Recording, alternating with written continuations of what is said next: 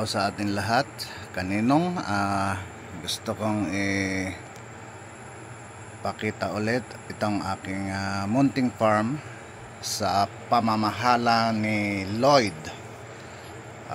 Bali may bago po akong kasama na siya po ang magmamanage dito sa farm dahil yung mga nakaraan nating mga kasama ay hindi ko masasabi.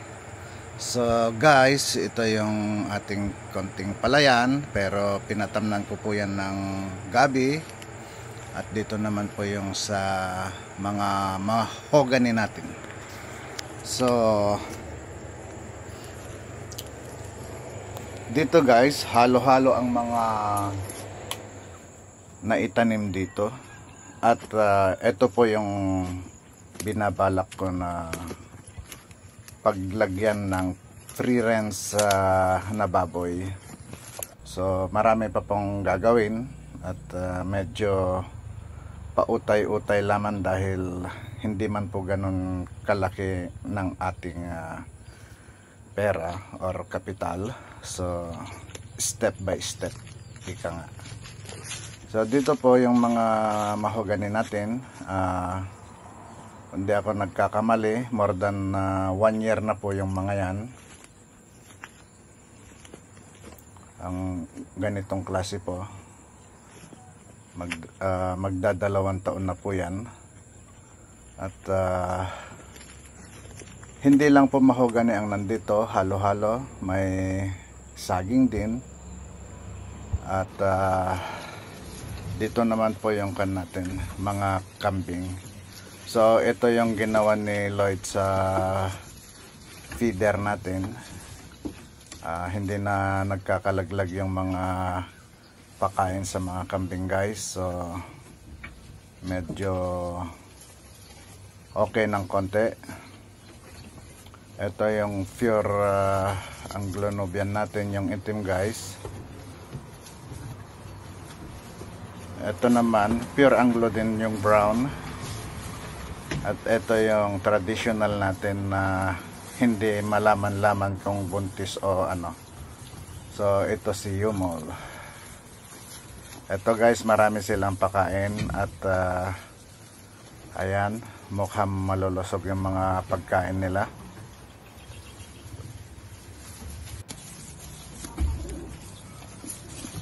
So ganito kahirap guys ang mag-umpisa ng isang bagay na hindi man natin masyadong naso-supervisan dahil nasa malayong lugar po tayo. Kaya sana si Lloyd ay siya na ang bahala lahat yan kung ano yung ikabubuti ng farm natin. At kung kikita man po tayo ay syempre everybody happy na lahat-lahat.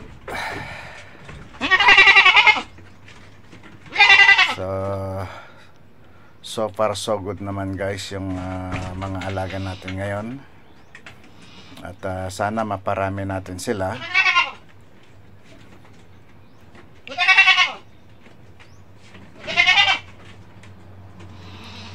So 7 na lang yata yung kambing natin, pero may buntis po dyan na isa.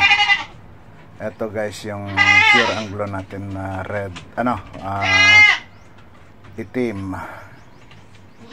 At ito naman ay bowang kung tawagin. Buntis po ito guys.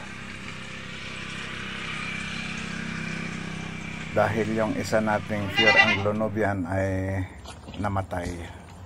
So ito yung ginagawa ni Lloyd. Ayan po si Lloyd guys, masipag.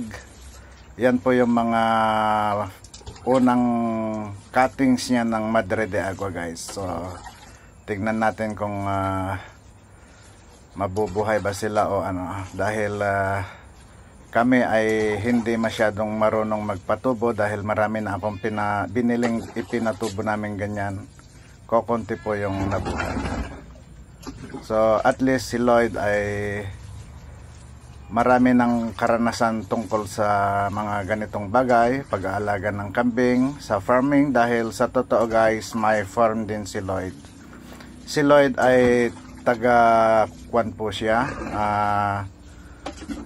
Butuan City sa Mindanao pa galing. So nakiusap lang ako sa kanya at pumayag naman. So ito po guys ay hindi pang matagalan si Lloyd dahil yun po ang usapan namin. I-start lang niya yung aking farm. At nagkwento ako sa kanya tungkol sa mga karanasan ko. At naawa naman po. So eto, yun nga ang usapan namin. Iuumpisa niya, i-build niya yung farm. So ito guys yung mga natitirang manok namin. Dahil dati marami po yan, mga pato. Yung mga dati nating kasamahan, instead na magparami, hindi, laging nababawasan yung mga alaga natin. So hindi ko alam kung kinain ba ng bayawak na dalawa ang paa o kinain ng mga nagbabantay din. So ito yung Rhode Island Red natin guys, yung mga rooster, pero yan lang po ang natira sa mga Rhode Island Red natin noon dahil ewan ko kung talagang napeste ba sila noon o pinakain ng may poison. Ganun lang talaga guys.